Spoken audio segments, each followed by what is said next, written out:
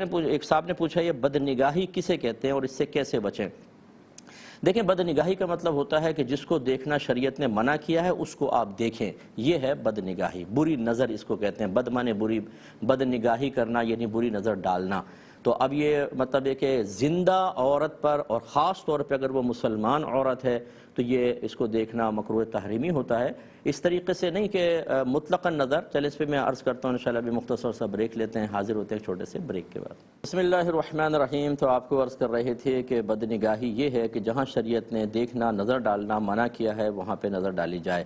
تو لہٰذا اگر کسی کا ستر کھلا ہوا ہے، جیسے بعض لوگ رانے کھولے ہوتے ہیں، گھٹنے کھولے ہوتے ہیں، تو مرد کے اس مقام پر بھی نگاہ ڈالنا منع ہے۔ اور اسی طریقے سے اگر کوئی بیریش لڑکا ہے، جیسے خوبصورت لڑکے ہوتے ہیں، ان کو دیکھ کر دل میں کوئی برا خیال آ سکتا ہے، وہاں بھی نکاح کی حفاظت کرنی ہوتی ہے۔ اسی طریقے سے خواتین، مسلمان عورت ہے اور وہ اس کے فرض کر لیں اس نے ایسا لباس پہنا ہوا ہے کہ جس لباس کو دیکھیں تب بھی جسم کی حیت بالکل واضح طور پہ ظاہر ہو رہی ہے، جیسے آج کل چست لباس پہننے کی بہت عادت ہے، جس کو نبی کریم صلی اللہ علیہ وسلم کے اگر حدیث کے وسیع مضمون کے تحت دیکھا جائے تو آپ نے ارشاد فرمایا کہ آخری زمانے میں لباس پہنے ہوئے برہنہ عورتیں ہوں گی۔ تو اس کی یہ تشریح بیان کی، یا تو اتنا باریک لباس ہوگا کہ اندر سے جسم جھانک رہا ہوگا، یا اتنا مختصر ہوگا کہ ستر کی حفاظت بھی مشکل ہوگی، یا اتنا چست لباس ہوگا کہ جسم کے وہ حصے کہ جن کو شریعت نے چھپانے کا حکم دیا وہ بالکل ظاہر ہوں گے۔ تو ایسی اگر کوئی مسلمان عورت ہے تو اس کے اوپر پھر نگاہ ڈالنا منع ہوگا۔ اس کے علاوہ اگر کوئی برقع پہنے ہوئے خاتون ہے، یا کوئی بچی ہے اس نے شلوار قمیص پہنی ہوئی ہے لیکن اسکارف پہنا ہوا ہے اور کافی نیچے تک اس کے ہے، اس پہ اچانک نگاہ پڑ جائے تو اس کا اتنا سخت حکم نہیں ہے۔ اچانک کی بات کر رہا ہوں، یہ نہیں کہ دیکھیں اور پورے نگاہوں تک آخر تک پہنچا دیں اس کو، لیکن یہ چونکہ جسم کا کوئی ایسا حصہ ظاہر نہیں ہو رہا، چست لباس بھی نہیں پہنا ہوا ہے، تو اس میں مطلب وہ اتنا شدت والا حکم نہیں ہوگا، لیکن دیگر معاملات میں ہے جیسے میں نے آپ کی خدمت میں ذکر کیا۔ اسی طریقے سے پھر کوئی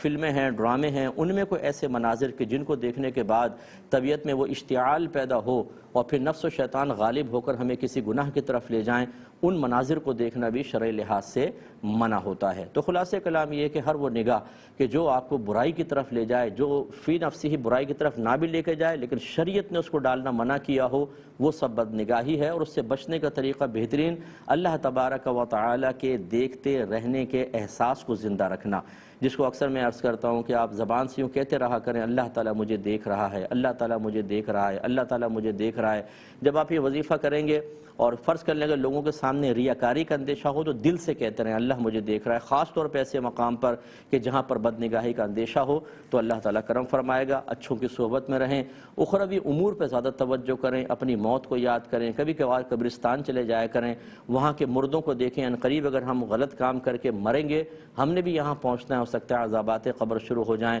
ہاسپٹل میں کبھی چلے جائیں، ایمرجنسی وارڈ میں چلے جائیں، وہاں لوگ جو آہیں کراہیں سسکیاں بھر رہے ہیں یا آخری اسٹیجز پر ہیں، انہیں دیکھیں کہ اب ان کو یہ چاہتے ہوئے بھی نیک عمل نہیں کر سکتے ہیں، اور اپنے گناہوں کے بعض ایسے لوگ اچانک قوموں میں چلے گئے تو گناہوں سے توبہ تک نہیں کر سکے ہیں، مجھ پر بھی یہ معاملات آ سکتے ہیں، تو اس لیے مجھے گناہ سے بچنا چاہیے